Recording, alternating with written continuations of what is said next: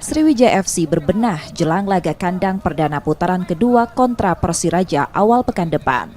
Muhammad Yusuf Prasetyo, pelatih Sriwijaya FC, menjelaskan, meski gagal poin optimal, penampilan timnya cukup baik saat kontra Sada Sumut FC. Menghadapi Persiraja, Sriwijaya FC disiapkan untuk tampil menekan karena diuntungkan sebagai tuan rumah yang memiliki stadion dan lapangan baik. Menyerang, ya, bagaimana kita menyerang? Ya, di lapangannya cukup baik sekarang, udah nggak ada alasan lagi. Kita mau menang pokoknya, apapun caranya kita mau menang. Ada nggak ada? Cuma beberapa momen detail aja. Ya. Sriwijaya FC juga diminta untuk bermain lepas tanpa beban dan percaya diri. Nur Muhammad, Kompas TV, Palembang, Sumatera Selatan.